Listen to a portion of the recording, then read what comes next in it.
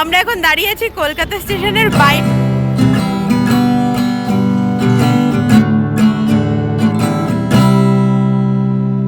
Good morning everyone, welcome to a brand new blog. আজকে হচ্ছে 9th April 2024। আর কটা বাজে এখন? এখন 12টা বাজে। 12টা বেজে গেছে আর আমরা পুরো রেডি হয়ে গেছি। যাব এখন কলকাতা স্টেশন। আমি ওকে আজকে ছাড়তে যাচ্ছি, ও আজকে যাচ্ছে বাড়ি।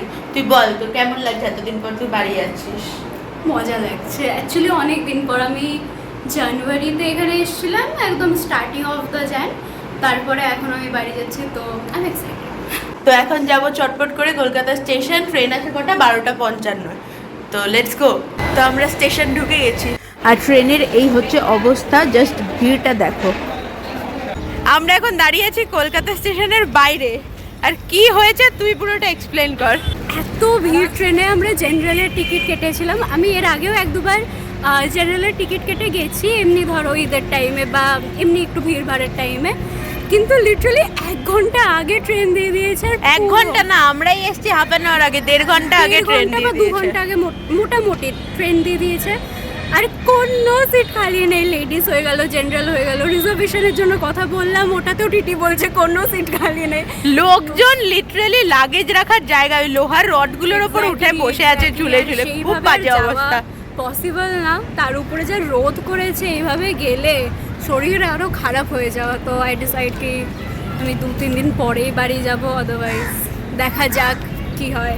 তো এখন আবার ও এখন নিজের বাড়ি যাচ্ছে। তো চেঞ্জ অফ প্ল্যানস, অঙ্কিতা নিজের বাড়ি যাবে না, আমার বাড়ি যাবে। আর এখানে আমরা খেতে এসেছি স্ল্যাশ। এখন এসছি আমরা দমদম পার্কে আমার দিদার বাড়িতে খাবার দিতে।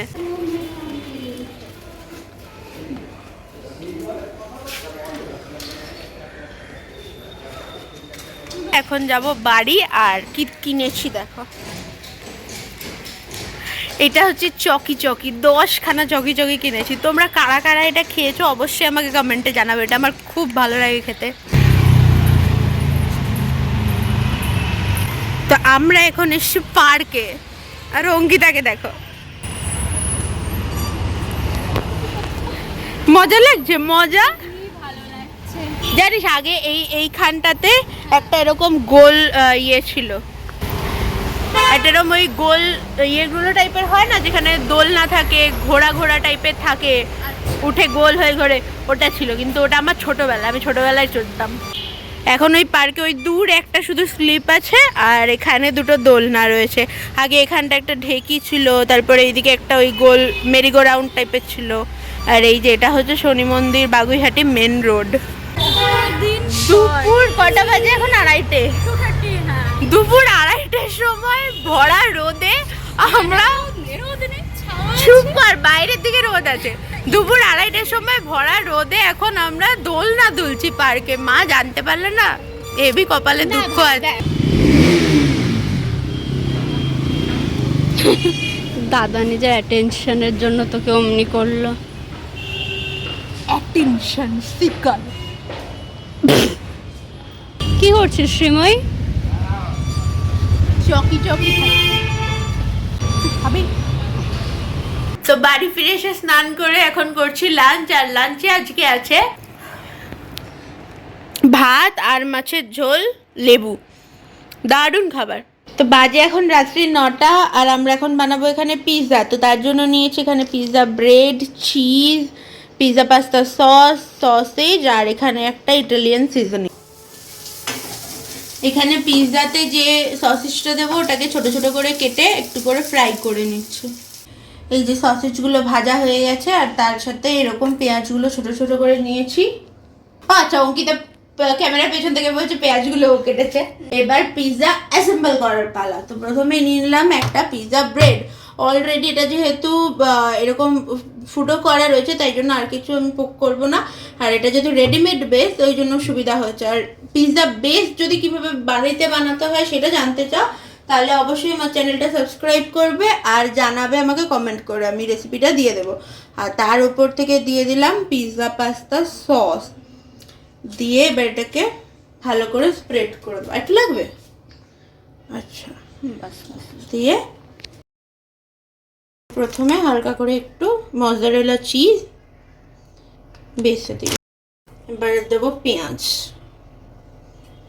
তুমি এটাতে চাইলে যে কোনো রকম সবজি তোমরা দিতে পারো, আমি এখানে জাস্ট পেঁয়াজ আর সসেজই দিচ্ছি। এটার মধ্যে ক্যাপসিকাম থাকলে ক্যাপসিকাম, টমেটো, মাশরুম, এনিথিং যা খুশি তুমি চাও দিতে পারো, সব কটা দিয়ে খেতে ভালো লাগবে। এরপর দিয়ে দিচ্ছি সসেজগুলো, একদম পাতলা পাতলা করে কেটেছি যাতে কুক হয় খুব তাড়াতাড়ি, আর ওপরটা হালকা একটু ক্রিস্পি আর ভেতরটা একটু সফট সফট থাকে। তো এটা দিয়ে একদম একদম বেশি করে দিই। হ্যাঁ, ওকে, একদম বেশি করে দিয়ে, এটা হচ্ছে হোমমেড পিৎজা বা যে কোনো ফাস্টফুড যেগুলো আমরা দোকান থেকে কিনে খাই সেইগুলো বাড়িতে বানিয়ে খাওয়ার মজা। তুমি নিজের মতো করে যতটা তোমার ইচ্ছা, যেমন তোমার যদি ফুল একদম চিজ দিয়ে ভর্তি করে খেতে ইচ্ছা করে তুমি সেরকম দিতে পারবে, যতটা খুশি দিয়ে একদম রেডি করতে পারবে। অঙ্কিতার ডিমান্ডে আরও একটু পেঁয়াজ দিয়ে দিচ্ছি, যদিও পেঁয়াজ দিলে খেতে কিন্তু ভালো লাগে। ডমিনোজের একটা অনিয়ন পিৎজা, যেটা একটা ভিডিওতে তোমাদের দেখিয়েছিলাম, ওইটাও কিন্তু খেতে বেশ ভালো লাগে। ওই ভিডিওটা যদি না দেখে থাকো তাহলে আমি উপরে আই বাটনে লিঙ্ক দিয়ে দেবো, অবশ্যই গিয়ে ভিডিওটা দেখে নিও। আর এর ওপর দিয়ে দেবো এখন এই ইটালিয়ান সিজনিংটা। এটা অল ইন ওয়ান সিজনিং, এর মধ্যে অরিগ্যানো, চিলি ফ্লেক্স, তারপরে আরও কি থাকে, ড্রাইড গার্লিক, অনিয়ন ড্রায়ার, হ্যাঁ মানে সবই থাকে, থাইম থাকে। আর আমাদের পিৎজা অলমোস্ট রেডি। তাওয়া বসিয়ে দিয়েছি, তাওয়াটা একটু গরম হবে, বাট তার আগে এই পিৎজাটা বসিয়ে দেবো। এবার পিৎজাটা একটা ননস্টিকে বসিয়ে দিলাম, দিয়ে এটাকে ঢাকা দিয়ে দেবো। তাহলে চিজটা মেল্ট হলেই, যেহেতু সব কিছুই আগে থেকে প্রি কুকড আছে ওই জন্য বেশি সময় লাগবে না, চিজটা মেল্ট হয়ে গেলেই হয়ে যাবে। গ্যাসটা একদম লোতে করে রেখে দিলাম।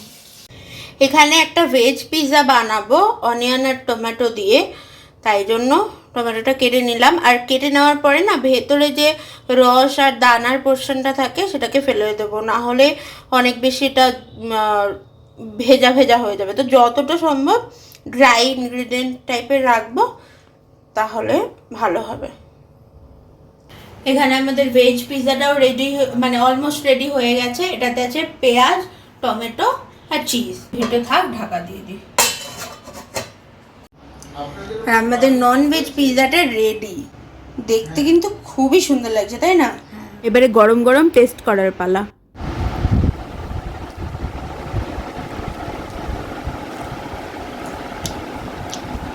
দারুণ খেতে হয়েছে, বা একদম দোকানের মতো, দারুণ টেস্ট, খুব ভালো হয়েছে।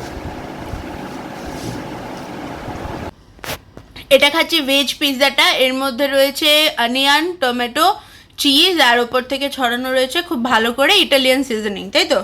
Italian seasoning. এবার খেয়ে দেখি কেমন, গরম গরম একদম।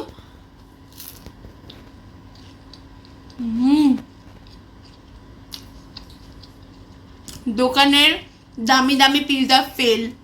কেন ফেল? বাড়িতে করলে তুমি মন মতো চিজ দিতে পারো।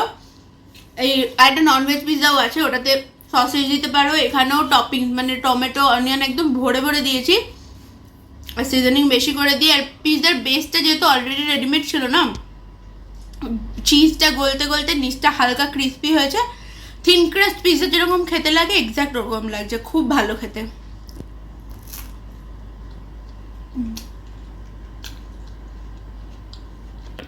সো এটা হচ্ছে ননভেজ পিৎজা, এটার মধ্যে সসেজ আর অনিয়ন ইউজ করা হয়েছে, আর তার উপর থেকে ভরে ভরে চিজ, আর তার উপরে পিৎজা সিজনিং। চিকেন সসেজের নিজের একটা ফ্লেভার আছে। আই গেস এটা আমরা মিক্স হার্বস বা অমনি কিছু চিকেন সসেজ নিয়েছিলাম, যার জন্য আরও বেশি টেস্টটাকে এনহ্যান্স করছে, আর খুব ভালো লাগছে। পিৎজা বেসটাও অত মানে দোকানের পিৎজা বেস তোমরা জানোই অত বেশি এটা ঠিক হয় না, বা ইভেন অত থিনও হয় না, তো খুব ভালো, একদম পারফেক্ট যেটা বলে ওটা। অলরাইট, বাজে এখন রাত্রি 11টা, আর আমাদের পিৎজা খাওয়া শেষ হলো। রাত্রি সন্ধ্যেবেলা গেছিলাম গডজিলা ভার্সেস কং দেখতে। So thanks to ma'am and দাদা ফর দিস ওয়ান্ডারফুল ইভিনিং। আর তোমরা যারা এখনো গডজিলা ভার্সেস কং দেখোনি তারা অবশ্যই হলে গিয়ে মুভিটা দেখে এসো, খুব মজা পাবে। বাকি আজকের ভ্লগটা এখানে এন্ড করছি। যদি ভালো লেগে থাকে please do like, share, comment and subscribe to my channel. ফেসবুকে আমার পেজটা অবশ্যই ফলো করে নিও। And yes, be grateful for what you have and make always good choices. দেখা হবে পরের একটা ভ্লগে। Till then, tata.